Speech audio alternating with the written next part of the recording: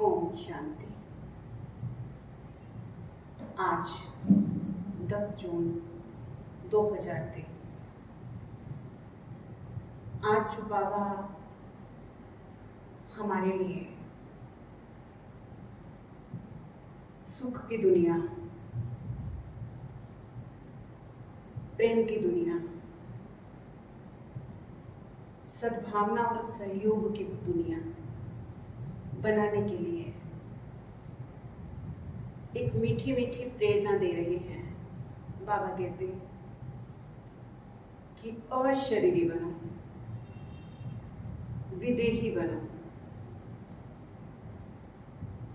बाबा कहते जितना तुम ये अभ्यास करोगे अशरीरी बनने का, विदेही बनने का, उतना ही वायुमंडल भी पावरफुल बनता जाएगा। तो बाबा कहते वायुमंडल को बदलना, पावरफुल बनाना, सकारात्मक बनाना वो तुम्हारे हाथ में है। दूसरा बाबा कहते कि ये झूठ की दुनिया है। इस झूठ की दुनिया में तुम सत्य की राह पर चलते हो तो तुम पर कलंक भी लगाए जाते हैं। कोई तुमको गाली भी देंगे, कोई तुम पर झूठे झूठे इल्जाम भी लगाएंगे, लेकिन तुम्हें किसी की परवाह करनी नहीं है। परवाह नहीं करनी अर्थात बाप का हाथ और साथ नहीं छोड़ना, चाहे कितने भी विघ्न क्यों ना पड़े, चाहे कोई कितना भी भगवान का हाथ और साथ छुड़ाने की कोशिश क्यों ना करे, क्योंकि दुनिया भी मायावी है तो भगवान का हाथ छुड़ाना चाहती है। इसलिए बाबा कहते हैं कि जो इस विघ्नों की परवाह नहीं करेंगे वही हमेशा खुश रहेंगे, एक रस रहेंगे। तो आज बाबा के महावाक्यों में बाबा कहते तुम्हारे दुश्मन बहुत हैं। तुम्हारा कोई दुश्मन एक नहीं है, तुम्हारे दुश्मन बहुत हैं, लेकिन तुमको किसी की परवाह करनी नहीं है। तो आज के महावाक्य 10 जून 2023 बाबा कहते मीठे बच्चे अशरीरी बनने की ड्रिल नंबर 1 ड्रिल है। इससे वायुमंडल में सन्नाटा छा जाता है। बाप का डायरेक्शन है इसी ड्रिल पर अभ्यास करो। कौन सी ड्रिल? अशरीरी बनने की। तो बाप का क्या फरमान है? बाप का डायरेक्शन है इसी ड्रिल का अभ्यास करो। प्रश्न है दुनिया के अनेक विघ्नों के बीच रहते हुए एक रस और खुशी में कौन रह सकते हैं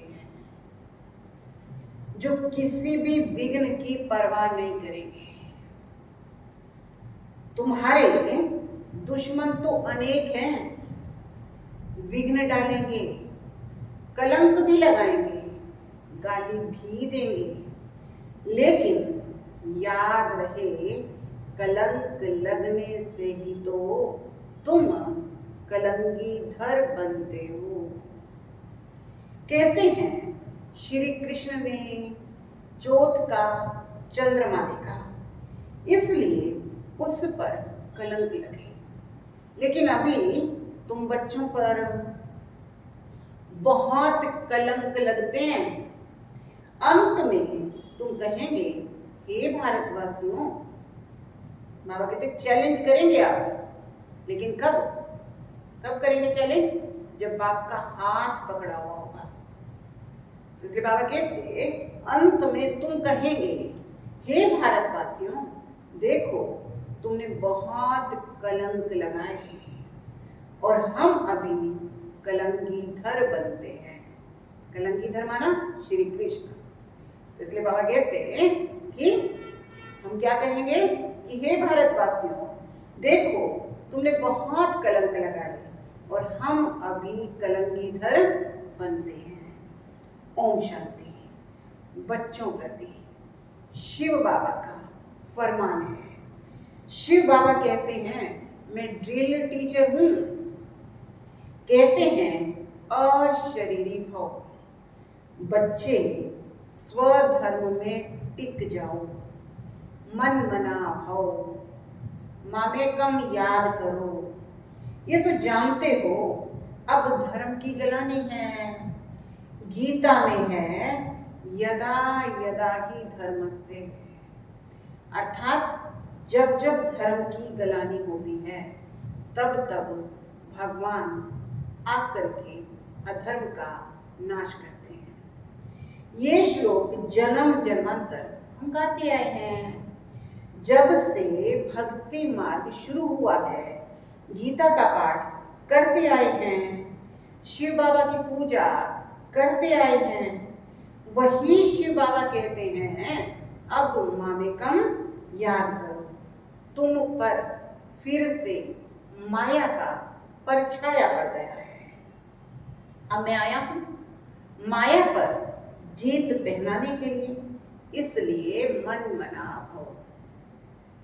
बाबा क्या कहते हैं? मैं आया हूं माया पर जीत पहनाने के लिए, इसलिए मन मना भव, क्योंकि तुमको वापस जाना है परम धाम में। अगर श्री कृष्ण होता तो कहते मध्याजी भाव, वर्षे को याद करो, श्री कृष्ण की कृष्णपुरी को याद करो। ज्ञान का दाता कोई श्री कृष्ण नहीं है, वो तो शिव है।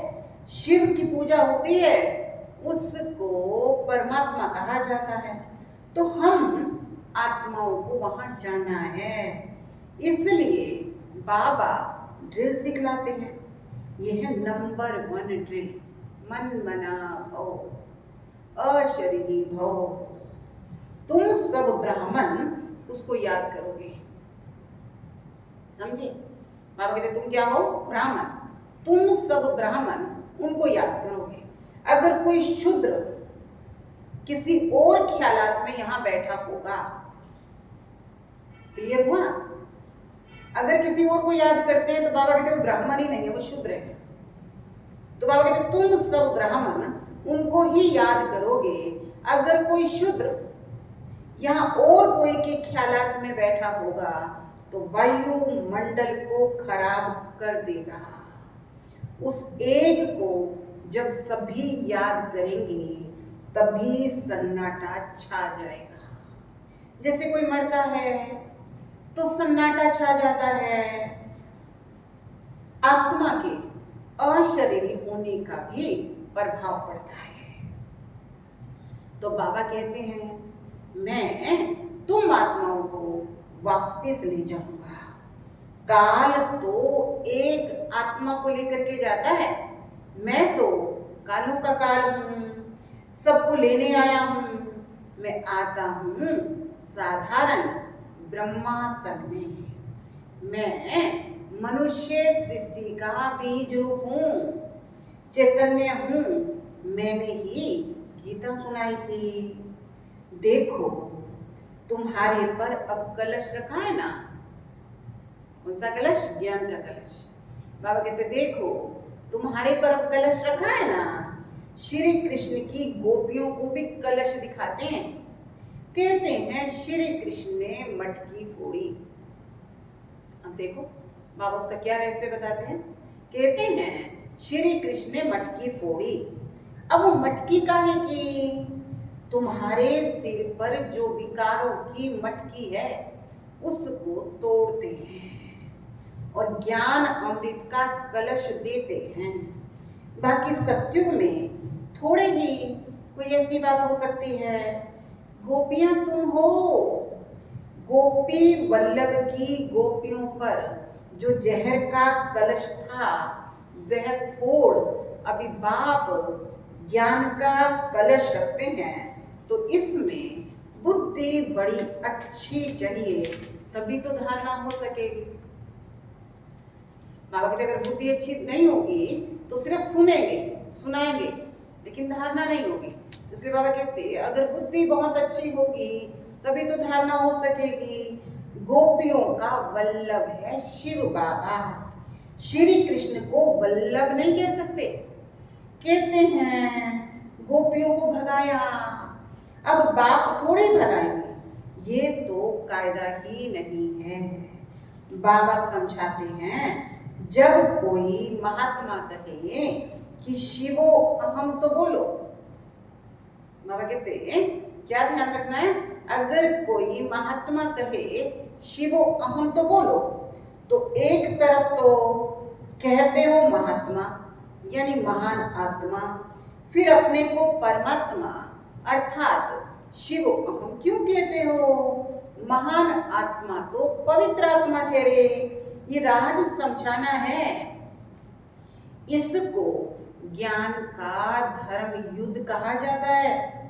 उनके पास है शास्त्रों की मत और तुम्हारे पास है श्रीमत। बाबा कहते मैं आता ही तब हूं जब राजयोग सिखलाना है। भारत के ऊपर ये सारा खेल है। हीरो हीरोइन का पार्ट भारतवासियों को मिला हुआ है। वास्तव में वंदे मातरम भी इन माताओं को कहा जाता है। वो लोग भूमि को मातरम कहते हैं। अब सोचने की बात है, हम कहते हैं भारत माता, तो भारत माता ये जमीन की वैल्यू किससे बनी, भारत की वैल्यू किससे बनी, भारत में रहने वाली माताओं से, उनके पवित्रता से। तो इसलिए बाबा कहते कि वो भूमि को वंदे मातरम कहते हैं। भूमि तो तत्व है, उसको थोड़ी माता कहते हैं। बाबा कहते इस धरती पर रहने वाली तुम माता हो। इस धरती की वैल्यू कब है, जब इस पे ऐसी पवित्र देवियां हैं, जब इस धरती पर स्वयं भगवान आते हैं तो इसकी वैल्यू बढ़ जाती है। तो बाबा कहते हैं तुमको वंदे मातरम कहा जाता है। अभी तुम बच्चे योग बल से अपनी बादशाही लेते हो, सब मेहनत करते हैं पवित्र बन बादशाही लेने के लिए। जिस तरफ साक्षात सर्वसमर्थ परमात्मा है, जीत उनकी ही होनी है। अंडरलाइन कीजिए। अब देखिए हमारे साथ बाबा है या मैं बाबा के साथ हूं। तो बाबा कहते जिस तरफ साक्षात सर्वसमर्थ परमात्मा है, जीत उनकी ही होनी है। परमात्मा की महिमा बिल्कुल अलग है। वो आकर ड्रिल सिखलाते हैं, मुझे याद करो, और सब तुमको दुख देने वाले हैं, सभी दुश्मन बनकर बिखर डालते हैं। बाबा कहते चेक करना, जितना जितना तुम बाप से जुड़ते जाओगे ना, उतने उतने दुश्मन भी तुम्हारे बढ़ते जाएंगे। तो बाबा कहते सब दुश्मन बिखर डालते हैं। ये कोई नई बात थोड़ी ही है, हमको दुनिया की कोई परवाह थोड़ी ही है। श्री कृष्ण के लिए कहते हैं, अब कलंक तो श्री कृष्ण पर भी लगाए ना, तो उसके लिए क्या कहते हैं कि उसने चौथ का चांद देखा तब उसने गालियां खाई। लेकिन कलंक जिन पर लगते हैं वही कलंगीधर बनते हैं। कलंक लगने के बाद भी जो भगवान का हाथ और साथ नहीं छोड़ते वो कलंगीधर बनते हैं। लेकिन कई कई माया के घेरे में आ जाते हैं, कलंक से घबरा जाते हैं, तो बाप का हाथ छोड़ देते हैं। तो चेक करना है कि मेरे साथ है कौन, सर्वशक्तिमान बाप। तो इसलिए बाबा कहते हैं कि कलंक जिन पर लगते हैं वही कलंगीधर बनते हैं। फिर अंत में कहेंगे, अरे भारतवासियों, तुमने हमें कितनी गाली दी, देखो हम ये बन रहे हैं, राज्य भाग्य ले रहे हैं, लड़ाई के मैदान में बहुत कुछ सहन करना पड़ता है, गालियां भी खानी पड़ती है ना। तो जो राज्य भाग्य देते हैं उस पर बलिहार भी जाना पड़ता है। अब केवल गालियां नहीं खानी। बाबा क्या कहते हैं कि जो राज्य भाग्य देते हैं ना, जो कलंगीधर बनाते हैं ना, उन पर बलिहार भी जाना पड़ता है। ये शिव बाबा समझा रहे हैं। ये दादा अपने को भगवान नहीं समझते हैं, इसलिए शिव बाबा कहते हैं बच्चे ये तुम्हारा कलप कलप का पाठ है। तुम भी कहेंगे जब जब धर्म की गलानी होती है तब तब बाबा आते हैं। अब बाबा आया हुआ है, हम बाबा से वर्षा ले रहे हैं। निमंत्रण पत्र में भी लौकिक बाप के हद के वर्षे और पारलौकिक बाप के वर्षे वाली पॉइंट बहुत अच्छी लिखी हुई है। बेहद के बाप से बेहद का वर्षा मिलता है। लक्ष्मी नारायण को बेहद का वर्षा किसने दिया? बाबा ने। तो ये सब समझने की बातें हैं। हमारा ये सितम सहन करने का भी पार्ट है। हमारा क्या है पार्ट? सितम सहन करने का भी पार्ट है। 21 जन्मों के लिए बादशाही जो मिलती है तो इसमें मेहनत तो करनी पड़ती है। गाया जाता है son shows father, student shows teacher. अब तुम्हारा रियल पार्ट है, तुम समझा सकते हो। वो हमारा बाप, टीचर, सतगुरु है। वही मनुष्य सृष्टि का बीज रूप है, सब जीव आत्माओं का बाप है। उसको सर्वव्यापी कैसे कहेंगे? बाप तो ऊपर रहने वाला है, तभी तो दुख में उसको याद करते हैं। वो आते ही तब हैं जब धर्म की गलानी होती है। बाबा कहते हमारी जन्मभूमि भारत के रहवासी जब दुखी हो जाते हैं तब मुझे आना पड़ता है। परमात्मा की जन्मभूमि भारत है। ये अक्षर कोई के मुख से निकलेगा नहीं। अगर सब परमात्मा हो तो सबकी जन्मभूमि भारत होगी। बाबा कहते सभी प्रिसेप्टर्स यानी धर्म स्थापकों को भी मैं मुक्ति धाम ले जाता हूँ। जब उन्हों को ये मालूम पड़े हमको मुक्ति देने वाला बाबा है, वो भारत में जन्म लेते हैं तो भारत बहुत बड़ा तीर्थ बन जाए। समझो सभी को मालूम पड़ जाए तो कैसे आ सकेंगे? सभी तो भारत में आ नहीं सकते। इतना तो अन्न नहीं है भारत में। ये सुन सुनकर बहुत खुश होंगे। ओहो, हमारा बाबा जो इन गुरुओं को भी मुक्ति देते हैं उसका जन्म भारत में होता है। पहचानेंगे तो नॉलेज से ना, और क्या देखेंगे? अब भगवान देखने की चीज तो है नहीं, पहचानना है। कैसे? नॉलेज से। पहचानेंगे तो नॉलेज से ना, और क्या देखेंगे? ब्राह्मणों में जब कोई सोल आ जाती है, अब आप क्लियर कर रहे हैं कि परमात्मा को कैसे पहचान सकते हैं। ब्राह्मणों में जब कोई सोल आती है तो उसके बोलने से पहचानते हैं ना। बिगर बोले पहचान कैसे हो सकती है? बात करने से मालूम पड़ जाता है कि फलाने की आत्मा है। तो शिव बाबा भी जब नॉलेज दे तब समझें शिव बाबा बोलते हैं। ज्ञान तो ये और कोई दे ना सके, ये सिवाय बाप के और कोई समझा ना सके। कभी कभी कोई कहते हैं हम शिव बाबा से बात करें, परंतु उसको पहचानोगे कैसे? समझ भी नहीं सकोगे। बुद्धि से समझना चाहिए। ये नॉलेज बाबा के सिवाय कोई दे नहीं सकते। देखो कहां कहां बच्चियां तड़पती हैं शिव बाबा से मिलने के लिए। यहाँ बाबा क्यों कहता है?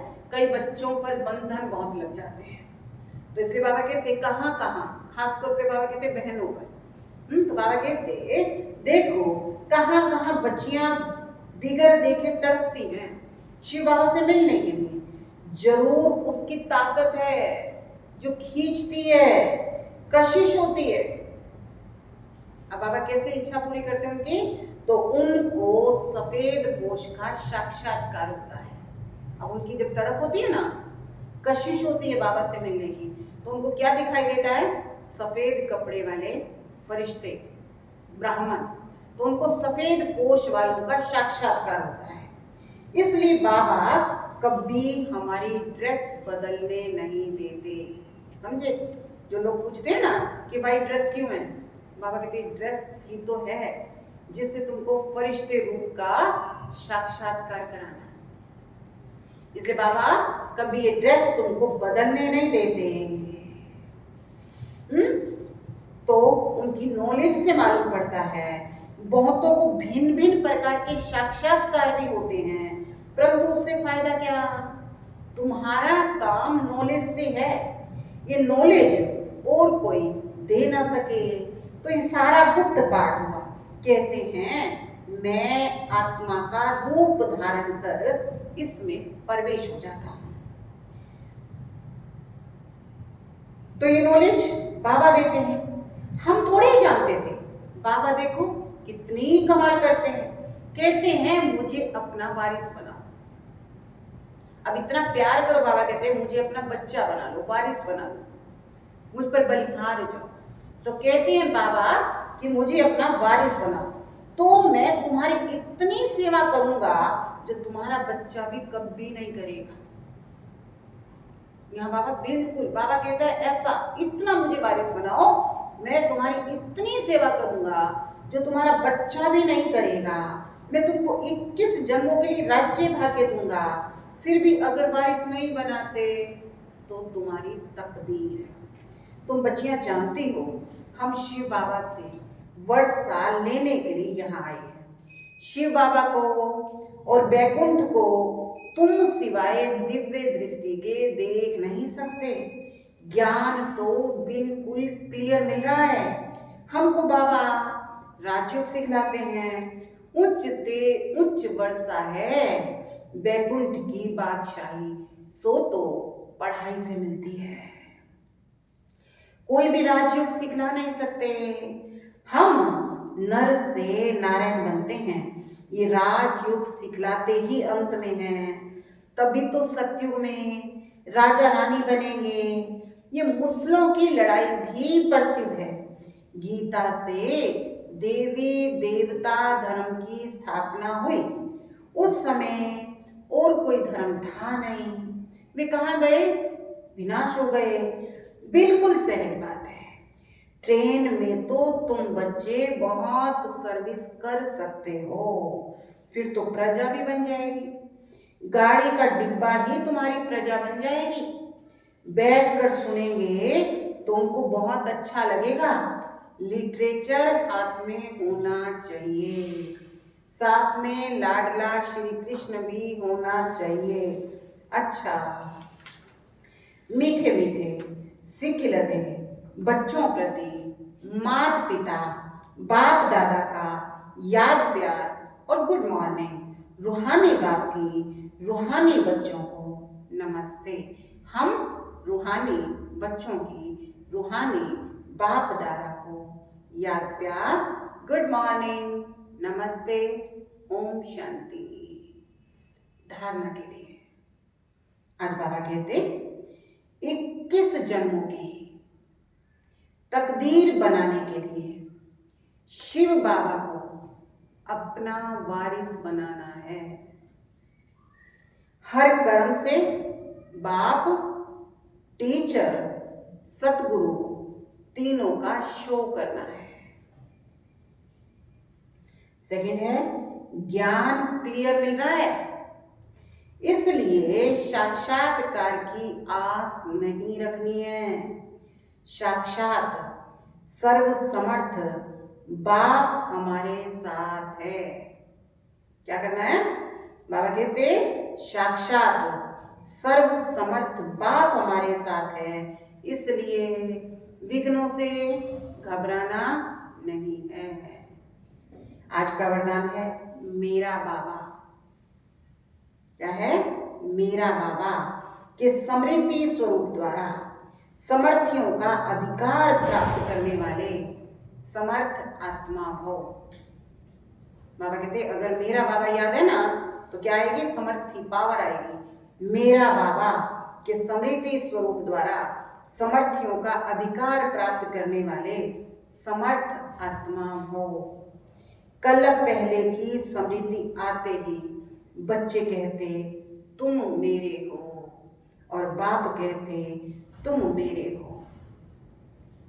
इस मेरेपन की समृद्धि से नया जीवन, नया जहान मिल गया और सदा के लिए मेरा बाबा इस स्मृति में टिक गए। इस स्मृति के रिटर्न में समर्थी स्वरूप बन गए।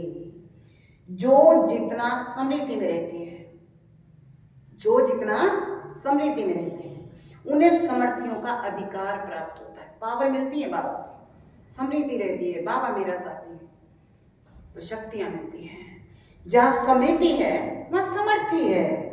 थोड़ी भी विस्मृति है तो व्यर्थ है। इसलिए सदा समृति स्वरूप सो समर्थ स्वरूप बनो। स्लोगन है हार्ड वर्कर के साथ साथ स्थिति में भी हार्ड बनो। कई बार क्या होता है, बॉडी से तो हार्ड वर्क कर लेते हैं लेकिन स्थिति हार्ड नहीं होती।